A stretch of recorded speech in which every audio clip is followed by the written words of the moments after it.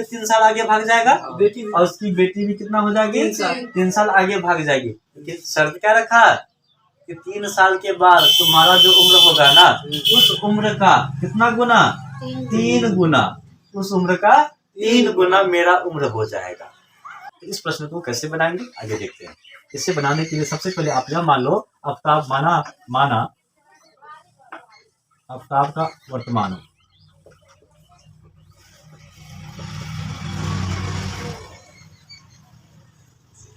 आफ्ताब का कैसा उम्र वर्तमान उम्र। अभी लिखना बंद कर रहा है लड़का, बंद कर। आफ्ताब का वर्तमान उम्र बराबर x वर्ष। अगर पिता का उम्र माने हैं तो बेटी का भी मान लीजिए। आफ्ताब की पुत्री का उम्र, आफ्ताब के पुत्री का उम्र, इसको मान लेते हैं क्या y वर्ष।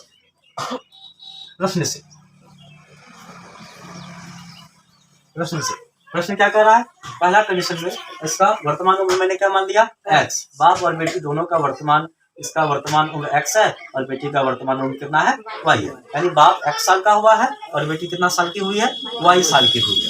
तब कहता है जितना अभी मेरा उम्र है, यानी जितना अभी x का उम्र है उस उम्र से 7 साल मुझे पीछे जाना है। उस उम्र से क्या करना है 7 साल पीछे जाना है। सपोज कि अभी आपका उम्र 16 साल हो रहा है, 7 साल पीछे जाएंगे, क्या करोगे वर्तमान की उम्र में 7 साल घटा देंगे, तो 16 में 7 साल घटाएंगे, कहाँ पहुंच जाओगे 11 साल में। तो जब हमें समय में पीछे जाना है तो वर्तमान की उम्र में उस समय को क्या करना पड़ेगा घटाना पड़ेगा। क्या करना पड़ेगा घटाना पड़ेगा। अब देखो 7 साल पहले तो बाप भी 7 साल पीछे जाएगा, तो बेटी भी 7 साल क्या होगी पीछे जाएगी। यानी बाप का उम्र भी 7 साल घटेगा तो बेटी का उम्र भी 7 साल घटेगा। नहीं घटेगा, ऐसा थोड़ी बाप साल घट रहा है तो बेटी बढ़ रही है, नहीं। तो बाप का उम्र क्या कब कैसे करना, ऐसे कीजिएगा x एक तरफ x लिखिएगा, एक तरफ क्या लिखोगे y। ठीक है, एक तरफ लिखना है x, दूसरी तरफ लिखना है y। एक तरफ बाप को रखना है, एक तरफ रखना है क्या बेटी को। तो पहला हमें क्या कहता है 7 वर्ष पूर्व। देखिए पकड़िए क्या बोला, समीकरण कैसे बनेगा उस चीज को ध्यान से देखना। समीकरण में अधूरा क्या था, क्या नहीं दिया गया था, उम्र नहीं दिया गया था। उम्र दिया गया है नहीं, तो मैंने माना किसको उम्र को। अब समीकरण क्रिएट कैसे होगा उस चीज को देखो। पहला पॉइंट क्या है 7 वर्ष पूर्व, तो 7 वर्ष पूर्व मतलब सब अपना उम्र से 7 साल पीछे जाएगा। पिता भी 7 साल कहाँ जाएगा पीछे और पुत्री भी 7 साल कहाँ जाएगी पीछे। एक कंडीशन फॉलो हो गया, पहला जो शब्द रखा गया था फॉलो हो गया। अगला शब्द कहता है तुमसे 7 गुनी आयु का था, यानी कि बेटी का उम्र को अगर 7 गुना कर दिया जाए उसके बराबर किसका उम्र था, उसका पिता का उम्र था। बाप का उम्र था, बाप में बोलो क्या फर्क पड़ता है। तो बेटी की उम्र को कितना गुना करना पड़ेगा, कितना गुना करना पड़ेगा 7 गुना करना पड़ेगा। अगर पिता यह कह रहा है कि तुम्हारे उम्र से ना मैं 7 गुना था, तो मैं अपनी उम्र से 7 गुना था। बेटी का उम्र से कितना था वो 7 गुना था, तो बेटी का उम्र ये है, उसका 7 गुना बराबर किसका उम्र पिता का, बाप का उम्र। बाप बोलने मजा आता है, पिता बोलने बढ़िया नहीं आता, चलो बाप ही बोले बाप। देखो ये बेटी की उम्र है, किसकी उम्र है, बेटी की उम्र है। क्वेश्चन क्या कह रहा है, बेटी की उम्र का, अरे का तुम नहीं जानते हो, कहेंगे 10% का कितना, 10 का 7%, 10 का 7%, 200 का 5%, क्या बोल 200 का 5%। तो क्या करते हो 200 गुना 5% करते हो। क्यों करते हो बच्चे, क्यों करते हो, का लगा हुआ इसलिए ना, तो यहाँ भी तो लगा हुआ है बेटी की उम्र का 7 गुना। बेटी की उम्र का कितना गुना है 7 गुना। प्रश्न देखिए क्या कहता है, आफ्ताब अपनी पुत्री से कहता है 7 वर्ष पूर्व मैं तुमसे 7 गुना आयु का था। तुमसे 7 गुना का आयु था ना, किससे जुड़ रहा है बेटी की उम्र से। किसकी उम्र से बेटी की उम्र। बेटी की उम्र का 7 गुना उम्र के बराबर कौन था आफ्ताब था। तो गुना किसमें करोगे बेटी की उम्र में, बाप की उम्र में गुना मत कर देना। समझाया, चलिए आगे बढ़ते हैं। अब से यहाँ क्या हो गया हमारा, देखिए 2 चल पता गया, एक x है और एक क्या है y है। यहाँ से आपको समीकरण बनाना पड़ेगा। समीकरण कैसे बनाएंगे, तैयार हो जाएंगे। समीकरण बनाएंगे x minus 7 is equal to 7 गुना y, कितना होगा 7y, 7 माइनस 7 7 49 हो गया। y को उधर लिखाइए और 7 को उधर भेज दीजिए, तो होगा आपका x minus 7y is equal to minus 49 और प्लस 7। फिर इधर चलिए x माइनस 7y, 49 में 7 गया, कितना बचेगा बच्चा 42 बचेगा ना, माइनस 42 बचेगा। तो यह एक तो आपका क्या बन गया समीकरण, बना कि नहीं बना। इसको बोलेंगे समीकरण पहला, समीकरण पहला। आधा प्रश्न कंप्लीट। आधा प्रश्न से यहाँ तक से हमारा क्या होगा, एक तो समीकरण बन गया। अब आगे बढ़ो तो क्या कहता है, अब से 3 वर्ष बाद, यानी अब 3 साल क्या करना हमको, बढ़ाना है। अगर बाप का उम्र में 3 साल बढ़ेगा तो बेटी नहीं बढ़ेगी क्या? अगर बाप, अरे देखो सब कोई अपने समय के साथ ही ना आगे बढ़ेगा। अब वो 5 साल की है, बाप मान लो 10 साल का है, तो बेटी 5 साल की, 3 साल के बाद कितने साल की हो जाएगी, 8 साल की। और बाप कितना हो जाएगा, 13 साल का। यानी कि दोनों का उम्र में 3 साल बढ़ेगा ना, दोनों का उम्र कितना होगा, 3 साल बढ़ेगा। तो लिखेंगे अब फिर से वही कारनामा करो, एक तरफ बाप को लिखो, दूसरी तरफ किसको लिखो, बेटी को लिखो। लेकिन इस बार करेंगे क्या, दूसरा स्टेप में क्या करता, 3 वर्ष बाद। आपने कुछ नोटिस किया, 2 समीकरण बनवाना था, इसलिए 2 समय पीरियड को दिया, 2 टाइम को दिया। कितने टाइम को दिया है, एक 7 वर्ष पीछे, एक 7 वर्ष आगे। या आगे पीछे से फर्क नहीं पड़ता, हो सकता है दोनों टाइम आगे का ही दिखा दे, दोनों टाइम किसका दिखा दे, आगे का, या दोनों टाइम पीछे का दिखा दे, या आगे पीछे का दिखा दे। लेकिन समय कितना देगा, 2। जब तक 2 समय नहीं देगा तो 2 समीकरण बनेगा कैसे, बनेगा क्या, नहीं बनेगा। तो 2 समीकरण देने का अर्थ हुआ उनको 2 समय इसलिए दिया गया ताकि 2 समीकरण को हम बना सके। समझ में आया? चलिए, तो 3 वर्ष बाद, पूर्व का मतलब होता है पीछे जाना है, और बाद का मतलब होता है आगे जाना है। आज से 3 साल बाद, आज से 3 साल बाद तुम्हारा ब्याह हो जाएगा, तो पीछे होगा कि आगे होगा, आगे होगा। आने वाला समय को बाद, और पूर्व का मतलब पीछे समय। ठीक है, यहाँ अगला प्रश्न कहता है अब से 3 वर्ष बाद, तो अपने समय में क्या करेंगे, किसको जोड़ेंगे, 3x को नहीं, समय 3 को जोड़ेंगे, x में 3 जोड़ेंगे। यानी आफ्ताब भी 3 साल आगे भाग जाएगा, और उसकी बेटी भी कितना हो जाएगी, 3 साल आगे भाग जाएगी। शर्त क्या रखा कि 3 साल के बाद तुम्हारा जो उम्र होगा ना, उस उम्र का कितना गुना, 3 गुना, उस उम्र का 3 गुना मेरा उम्र हो जाएगा। अब बच्चे यहाँ कंफ्यूजन कर जाते हैं, कंफ्यूजन इसी जगह पे करते हैं। क्या कहा, तुम्हारी उम्र का, यानी अपनी पुत्री की उम्र का वो कितना गुना हो जाएगा, पुत्री की उम्र का 3 गुना होगा। लेकिन बच्चे क्या करते हैं, आफ्ताब में ही 3 गुना कर देते हैं। अगर आफ्ताब की उम्र 3 गुना कर दोगे, बेटी का उम्र तो घट जाएगा, नहीं हो जाएगा। तो हमें प्रश्न को थोड़ा समझना पड़ेगा, प्रश्न चाहता क्या है, करवाना क्या चाहता है। कहता है बेटी की उम्र का 3 गुना उम्र किसका हो जाएगा, बाप का। बेटी की उम्र का 3 गुना उम्र है ना, वो उनके बराबर हो जाएगा। आगे बढ़िए, अब फिर से एक समीकरण तैयार हुआ, यह समझ में आया लाइन। यही पे जो ये 2 चीज जो बनती है ना, कि किसका उम्र में हमें गुना करना है, इस चीज पे ज्यादा फोकस हो जाइएगा तो आपको समझ में आ जाएगी। ठीक, आगे बढ़ते हैं, समीकरण बनाइए। x + 3y + 9, 3 को उधर भेज दो, y को उधर लेके आओ, -3y 9 - 3 क्या हो गया बच्चा, x - 3y = 6। तो दूसरा समीकरण हमारा बन गया। ये हमारा क्या हो गया, दूसरा 2 समीकरण हो गया। ठीक है, ये जो समीकरण लिखे हैं इसी को बीजीय रूप, इसी को क्या कहते हैं, बीजगणितीय रूप लगा हुआ ना, x y तो हो गया बीजगणितीय रूप। x y ये किसके रूप में हो गया, हमने बीजगणितीय रूप में उसको लेके आ गया। अब अगला काम है उसको ग्राफ में बदलना। कैसे बदलना बाबू, ग्राफ में। तो ग्राफ में बदलेंगे कैसे, तो हमें एक एक करके समीकरण में से x और y का मान निकालना होगा, क्योंकि जब तक हम x y का मान नहीं निकालेंगे हमारा ग्राफ बनेगा नहीं बनेगा, ग्राफ हटेगा। तो हम करेंगे क्या, लिखते हैं समीकरण 1 से, समीकरण 1 से। तो हमारा समीकरण 1 क्या है, समीकरण 1 है x - 7y = -42, ये है ना। समीकरण 1 है हमारा x - 7y = -42। एक पद को उधर भेज दो, आप क्या करो, x को यही रख लो और y को भेज दो उधर। किसमें बदल जाएगा बच्चा, प्लस में बदलेगा, तो ये होगा 7y - 42।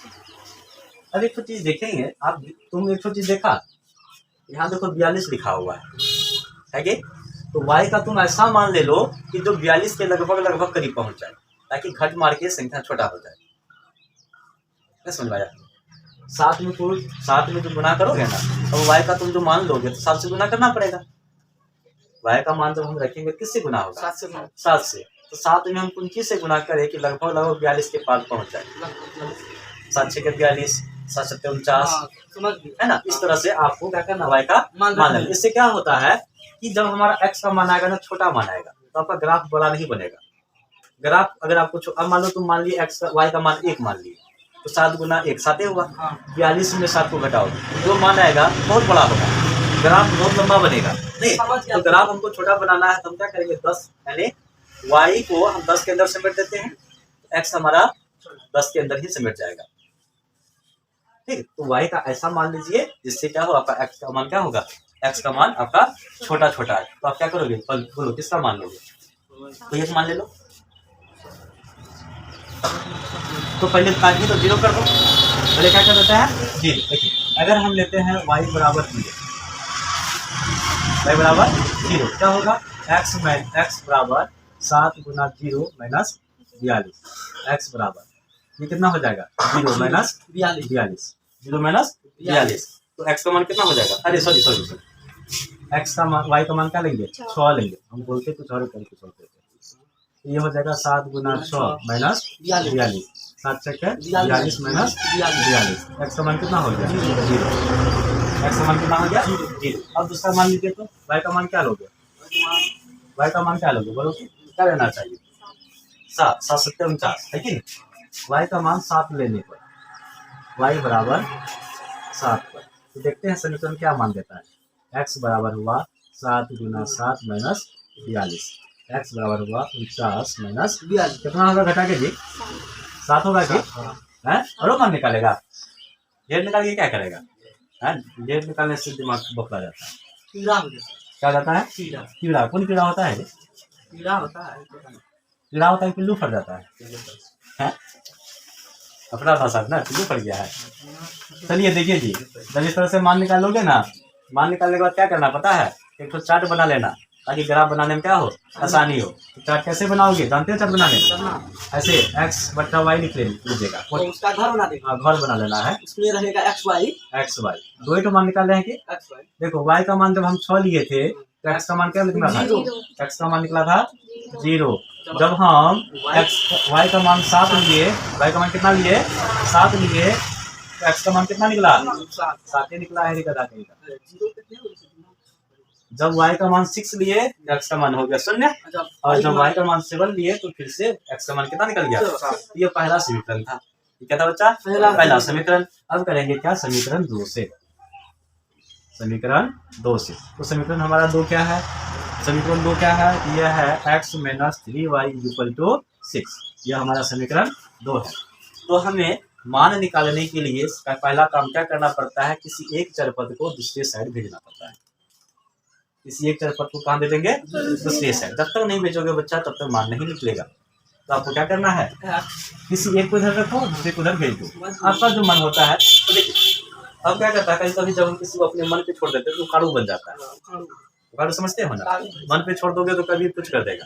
तो मन पे छोड़ने का मतलब ये नहीं हुआ कि आप गलत सलत चीज कर लो, गलत सलत का मतलब क्या हुआ, गलत तो नहीं होगा लेकिन दिक्कत ये होगा खुद के लिए परेशानी बढ़ा दोगे आप। यह पहले इसको देखो कि किसको भेजना उचित होगा।